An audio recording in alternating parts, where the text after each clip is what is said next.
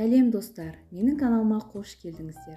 Бүгін сіздермен творожный Наполеон тортын дайындайтын боламыз.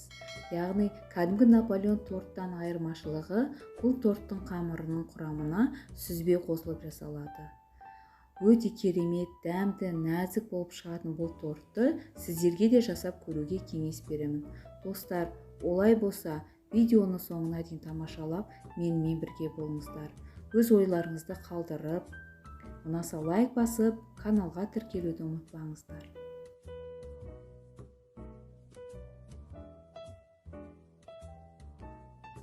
Алдымен сұйық массамызды жасайтын боламыз. Ол үшін бізге жұмсақ сүзбе керек. Оның үстіне тұзды және жұмыртқаны салып, осының барлығын жақсылап араластырып дайындап аламыз. Дайын болған сұйық массамызды тоңазытқышқа салып қоямыз.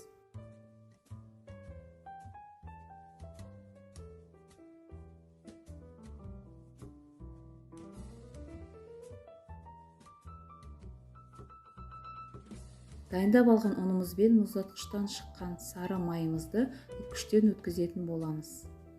Сары майдың орнына маргаринді қолдансаңыздар да болады.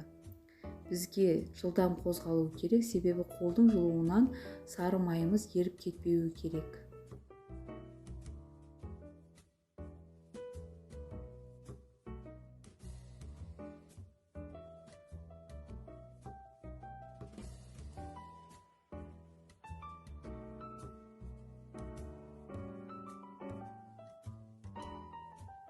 Ұн мен сары майымыз дайын болғаннан кейін тоңазытқышта тұрған сұйық массамызды құйып, осының барлығын ортаға жинап, қатпарлы қамыр дайындаймыз. Біз тез дайын болатын қатпарлы қамыр жасаймыз. Қамырды иілемейміз, тек осылай ортаға жинап, басын біріктіріп аламыз.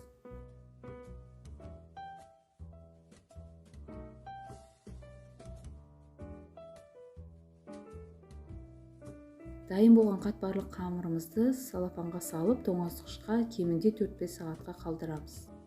Тоңазытқыштан шығарып, қамырымызды 4-ке бөліп аламыз. 4-тен 1 бөлігін мен осылай пергамент қағаздың үстіне бірден жаятын боламын.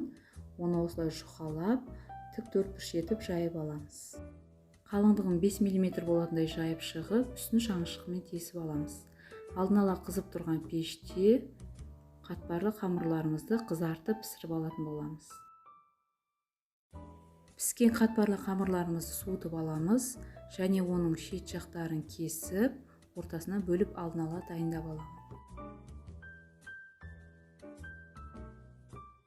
Кремін дайындайтын боламыз. Біз гальванидің маскарпонесін қолданамыз. Осының барлығын бір ыдысқа салып, оның үстіне қантты және ванильді қантты және өте салқын кілегейді құйып, осының барлығын миксердің көмегімен араластырып, крем дайындап аламыз. Крем бізде осындай болып шығу керек. Тортымызды жинайтын боламыз. Сіздер қалаған ыдыстарыңызға жинасаңыздар болады. Алдымен осы қатпарлы қамырымызды қойып, оның үстіне 3-4 ас қасық кремді салып, шпательдің көмегімен жабып шығамыз. Осылай алмастыра отырып, біздің қатпарлы қамырымыз біткенше жасап шығамыз.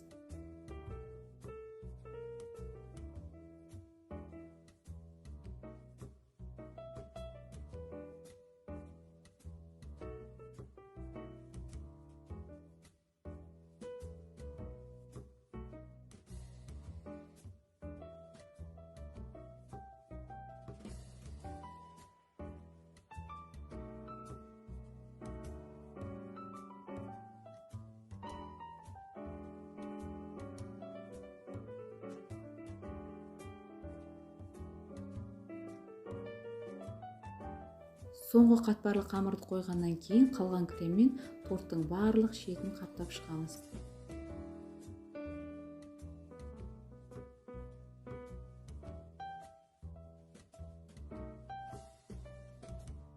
Піскен қатпарлы қамырымыздың бір бөлігін үгітіп, осындай крошка дайындап аламыз.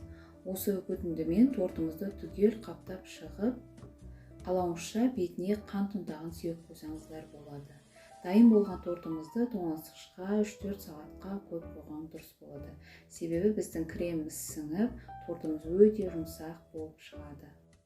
Біздің тортымыз дайын болды. Сіздер де осы тортты жасап, отбасыларыңызды қуантыңыздар. Видеоны көріп тамашалағандарыңыз үшін рахмет. Астарыңыз дәмді, отбасыларыңыз аман болсын.